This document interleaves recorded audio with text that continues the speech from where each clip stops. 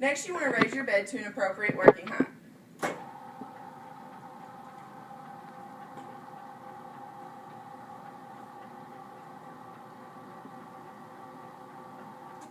At this point, you would don clean gloves and ask your patient if they would like for you to perform perineal hygiene. This is important not only to ensure that your patient's genitalia are clean, but also for you to assess their genitalia as well as determine whether or not you need assistance inserting the Foley catheter. Once you've cleaned the patient, you can get them draped and ready for the procedure.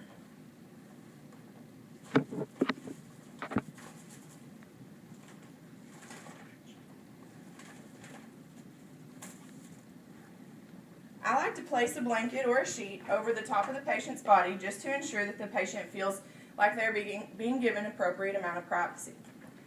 For a male patient, you want to position the legs as such, spread apart but not elevated.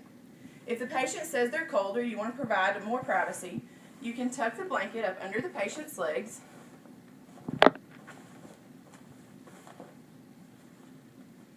and then wrap the patient's leg with the blanket, ensuring to tuck the blanket under the patient's leg.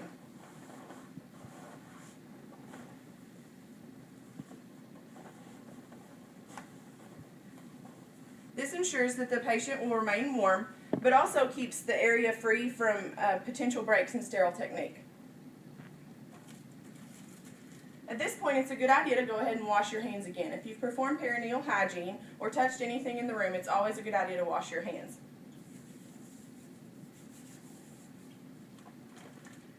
Next, you're going to look at your Foley catheter kit.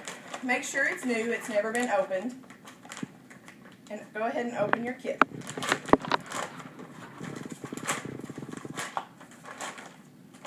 Some people use the plastic around the outside of the kit as a trash bag, which is what we're going to do today.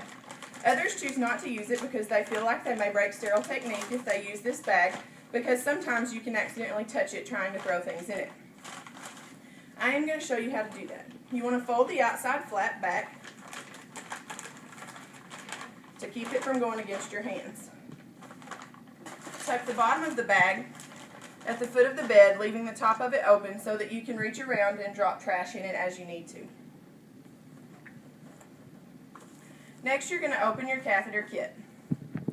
You want to start with the opening flap going away from you. You can touch only the outer inch of the inside of the sterile wrapper. If you touch any further in, you've broken your sterile field. Next, you open the side flaps.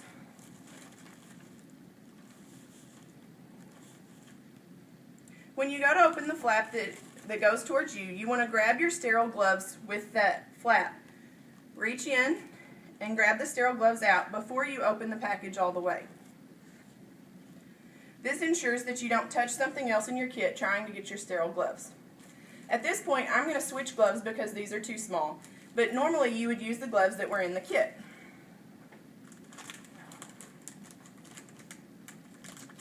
You never want to turn your back on your sterile field because that breaks sterile technique. If you can't see your field, you don't know what's on it or what's touching it.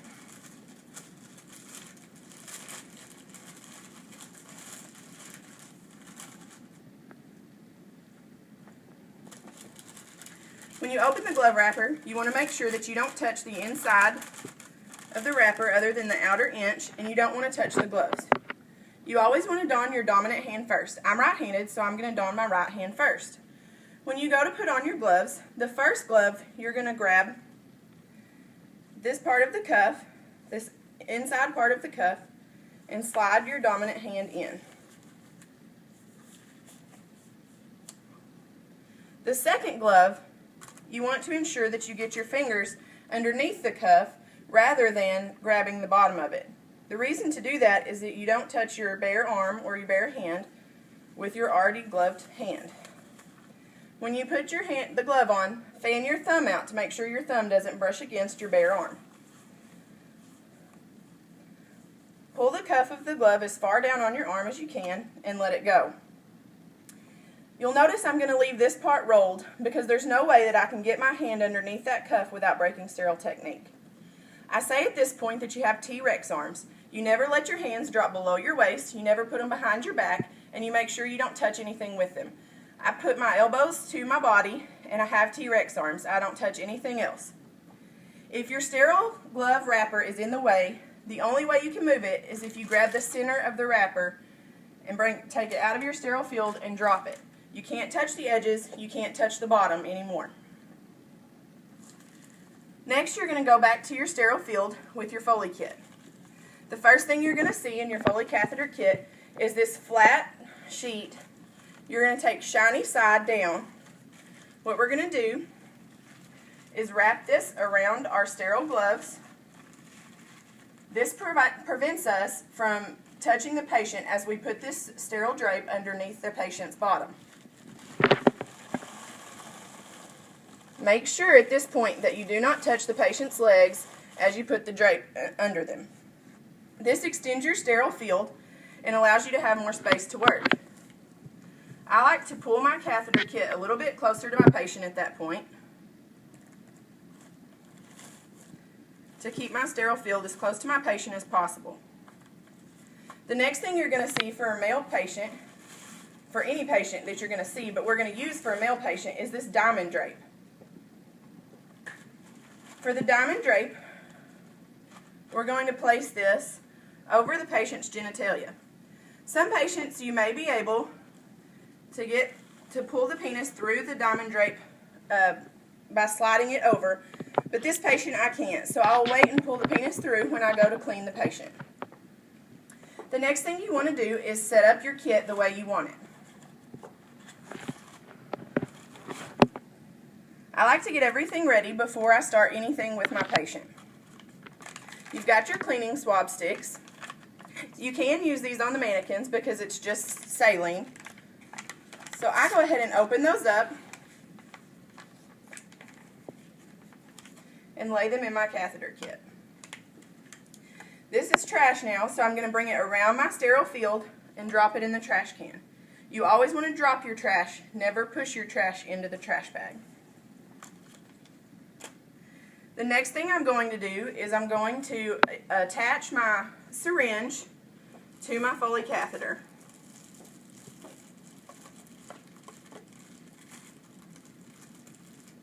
It's not necessary to check the bulb. You may see some nurses in practice doing that, and it's not wrong, but it's no longer recommended.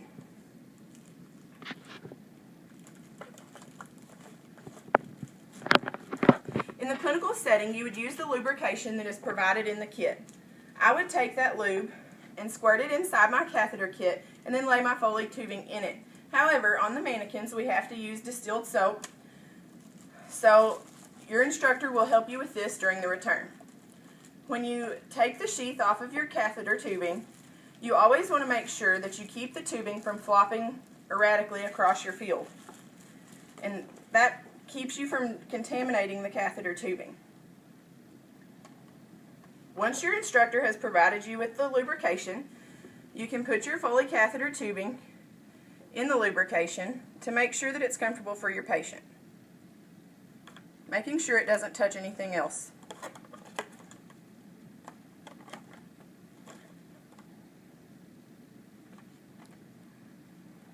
At this point, you want to clean your patient's meatus.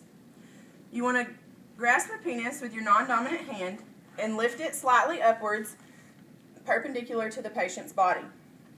You want to take one of your swab sticks, starting at the center. You want to clean in a circular motion, working your way down the penis shaft towards the patient's body. Once you're done with that swab, you bring it around your sterile field and drop it in your trash bag. Again, you want to drop the trash in your trash bag rather than pushing the trash into your trash bag. At this point, you get another swab and continue with the same motion down the shaft of the penis towards the patient's body. Bring the swab around and drop it in your trash can. Finally, the same thing with the last swab. Continuing to clean down the shaft of the penis. Bring the swab around your sterile field and drop it in your trash can.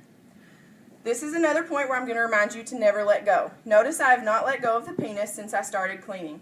At this point, you're ready to start inserting your catheter. You're going to take your catheter tubing and ensure that you have enough space to insert the catheter properly. For a male patient, you want to insert the catheter all the way to the bifurcation of the catheter tubing.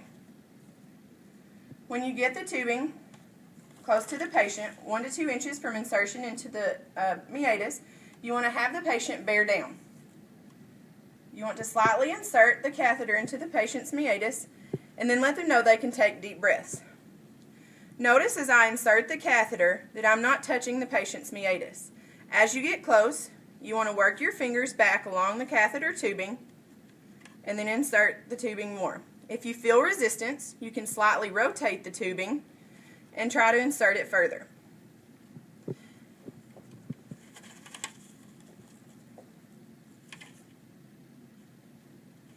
Again, for a male patient, you insert the catheter all the way to the bifurcation.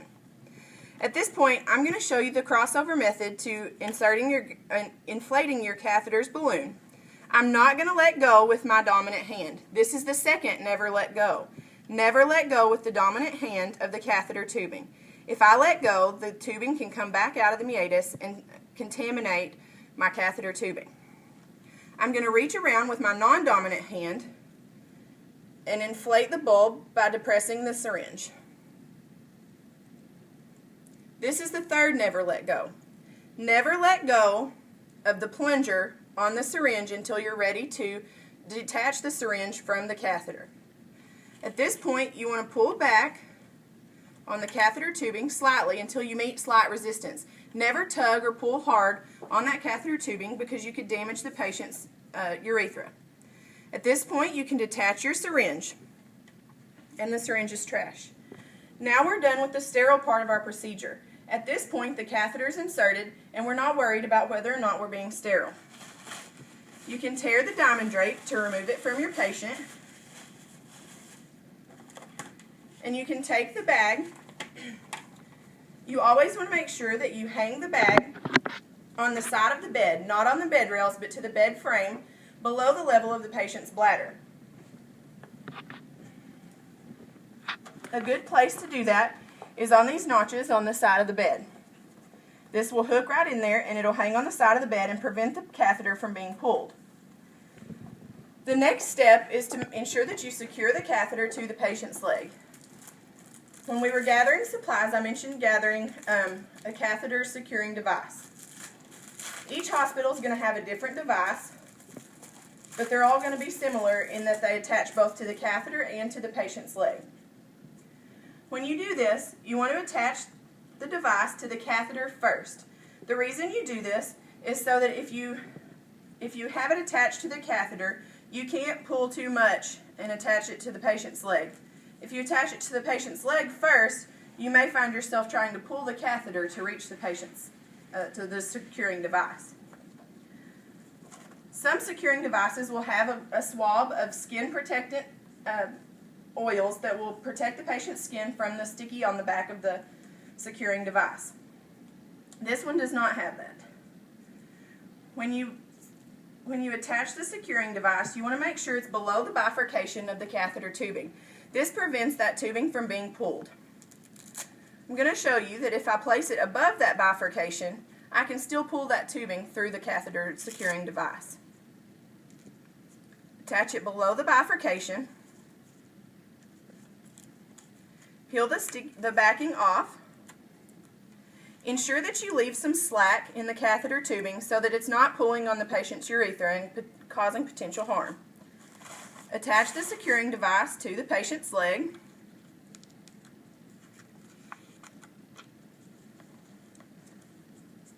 Now the catheter cannot be easily pulled out or removed by the patient on accident. Then you can clean up your supplies.